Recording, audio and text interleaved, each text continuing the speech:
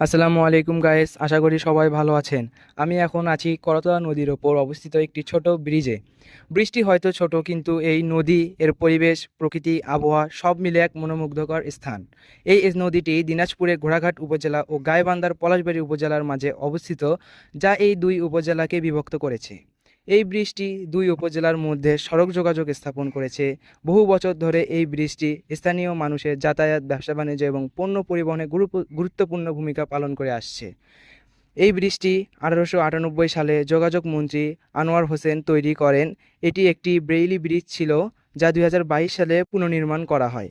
আর এই নদীর কথা না বললেই নয়, করতোয়া নদী বাংলাদেশের উত্তরাঞ্চলের একটি ঐতিহাসিক নদী। প্রাচীনকালে এটি অনেক প্রশস্ত ও প্রবাহমান ছিল এবং উত্তরবঙ্গের গুরুত্বপূর্ণ নদীপথ হিসেবে পরিচিতি লাভ করে। উৎপত্তিস্থল ভারতের সিকিম রাজ্যের পর্বতের পদদেশ থেকে। এটি পঞ্চগড় জেলা দিয়ে বাংলাদেশে প্রবেশ করেছে, যা ঠাকুরগাঁও, দিনাজপুর, গাইবান্ধা, বগুড়া দিয়ে বয়ে গেছে এবং শেষে সিরাজগঞ্জে গিয়ে যমুনা নদীর সঙ্গে মিলিত হয়েছে। অতীতে এটি তিস্তা নদীর সাথে যুক্ত ছিল, তবে 1787 সালে ভয়াবহ বন্যার পর তিস্তার গতিপথ পরিবর্তন হলে করতোয়া নদীর প্রবাহ অনেক কমে যায়। এই ছোট নদী নিয়ে একটি ছোট কবিতাও আছে। কবিতার নাম করতোয়ার মহত্ব। নিয়ে রয়েছে একটি সুন্দর কবিতা।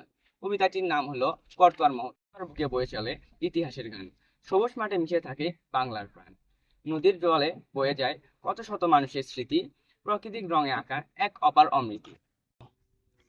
এই নদী ও ব্রিজের প্রাকৃতিক সৌন্দর্য ও মনোরম পরিবেশ উপভোগ করার জন্য ছুটির দিনে মানুষ তাদের পরিবার, আত্মীয়, প্রিয় মানুষের সাথে আসে এই স্থানে, বিশেষ করে বিভিন্ন উৎসবে। প্রাকৃতিক সৌন্দর্য ও মনোরম পরিবেশের পাশাপাশি আছে বিভিন্ন রাইডস, ক্যাফে ও রেস্টুরেন্ট। তো বন্ধুরা, আজকের ব্লগ এখানেই শেষ। ভিডিওটি যদি ভালো লেগে থাকে তাহলে লাইক, কমেন্ট করে আপনাদের মতামত জানান। সবাই ভালো থাকবেন। আল্লাহ হাফেজ। আর এই স্থানটি একবার হলেও ঘুরে যাবেন।